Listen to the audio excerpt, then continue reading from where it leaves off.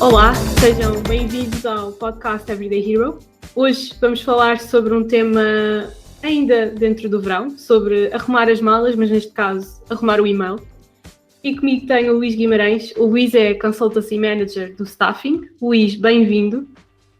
Obrigado pelo convite, Sofia. E antes de mais, Luís, gostávamos que falasses um bocadinho sobre ti.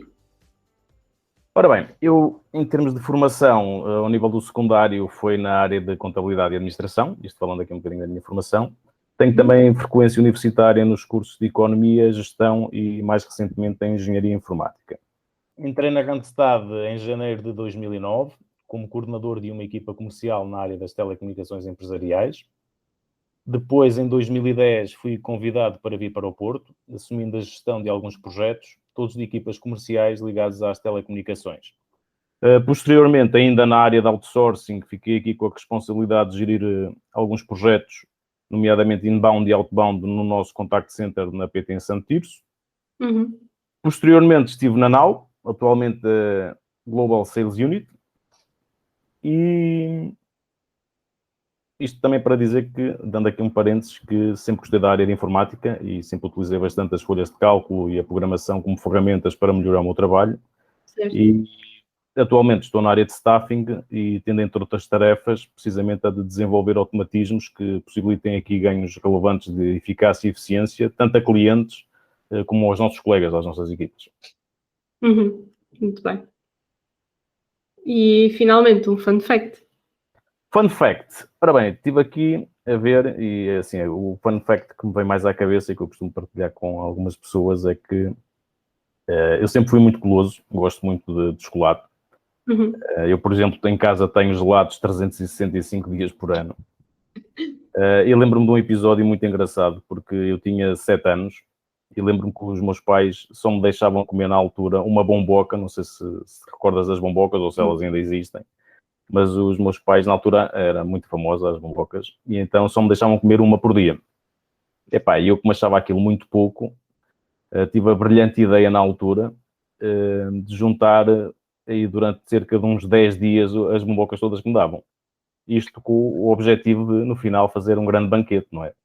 Claro. Banquete esse que fiz, não é? Mas que não correu muito bem, porque acho que não cheguei a terminar e fui parar ao hospital com uma infecção intestinal, mas felizmente recuperei. Foi um grande susto para os meus pais e posso dizer que nunca mais comi bombocas até hoje. Portanto, já não como bombocas há muito tempo. Bem, foi aí uma lição de não abusar de bombocas. Exatamente. Uma história que ficou. Ficou, marcou. Muito bem, muito bem. Pronto, já ficamos a conhecer aqui mais sobre ti, Luís. Obrigada. Aqui passando ao tema, apesar de estarmos a falar de férias e de arrumar as malas, acho que também quando estamos a trabalhar em julho e em agosto, também é importante arrumarmos aqui o computador, o e-mail, e eu acho que é interessante abordarmos aqui esta parte que acaba por ficar esquecida, que é a organização do e-mail. Portanto, ainda antes de passarmos para as tuas dicas que tens para nós, porque é que tu achas, em primeiro lugar, porque é que é importante termos o e-mail organizado? Certo. Então, basicamente isto é assim, nós na correria do dia-a-dia deixamos, e é normal, muitos e-mails que ficam na caixa de entrada. Isto vai gerar, por um lado, alguma poluição visual, que pode também criar-nos aqui alguns problemas. Por exemplo, podemos ter, por vezes, e-mails importantes que podem ficar dias sem resposta, isto porque simplesmente nem sequer os vimos. Pois.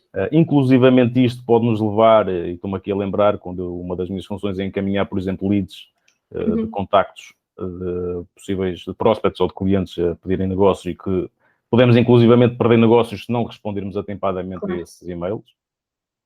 Por outro lado, também quando ficamos com a caixa de e-mail desorganizada, vamos ter sempre a impressão que temos muitos e-mails para responder, quando na verdade se calhar não temos, não é? Temos ali um impacto visual que nos dá a sensação ou a falsa ideia que temos ali muita coisa para responder e se calhar já respondemos à maior parte.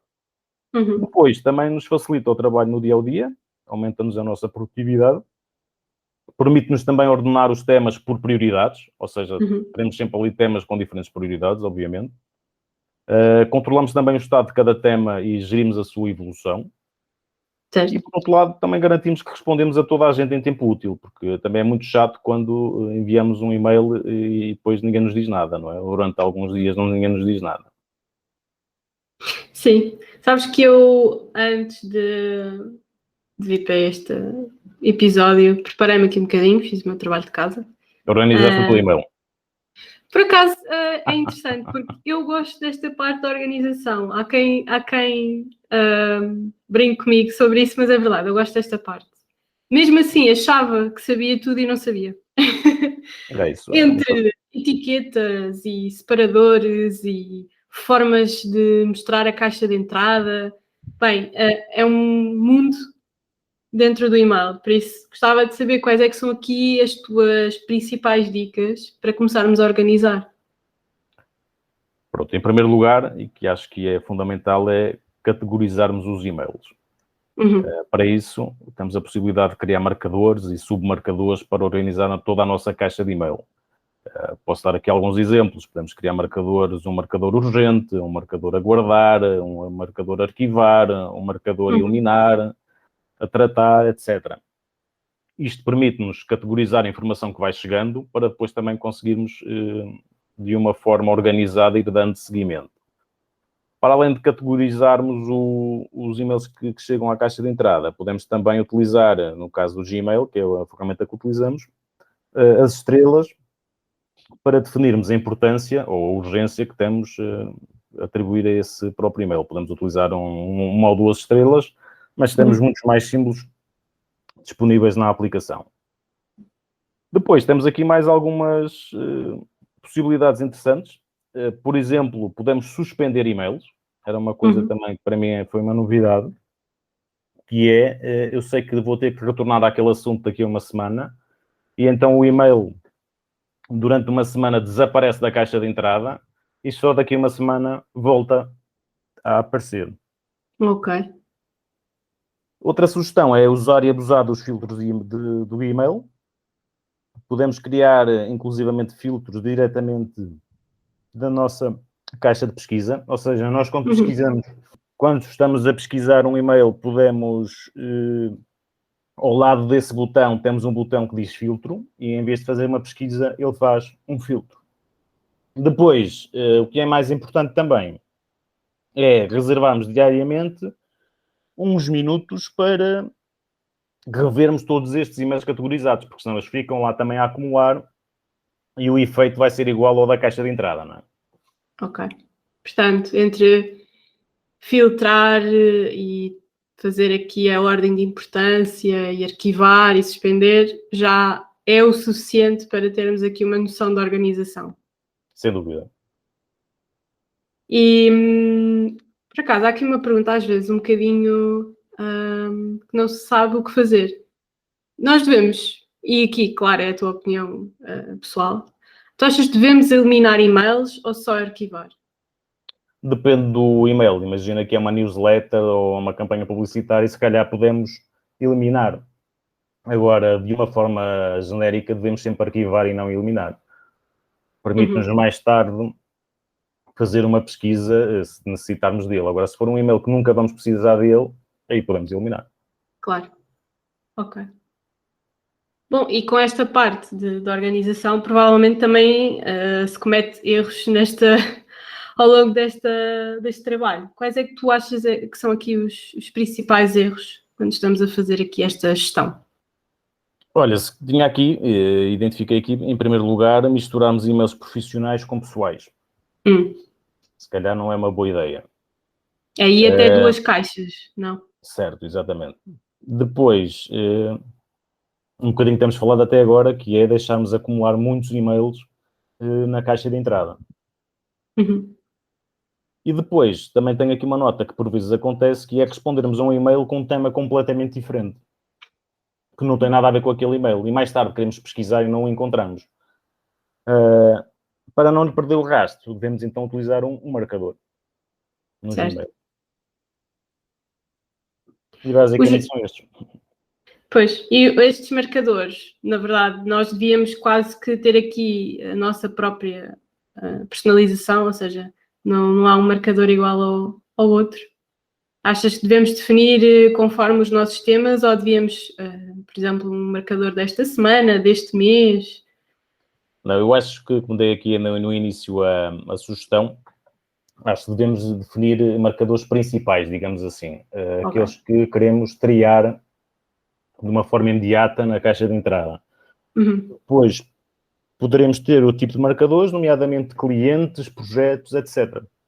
Mas termos ali alguns marcadores principais, 3, 4, 5, 6, que nos permite, de uma forma rápida e prática, categorizar logo os e-mails que chegam à caixa de entrada, porque o objetivo é tirá-los de lá.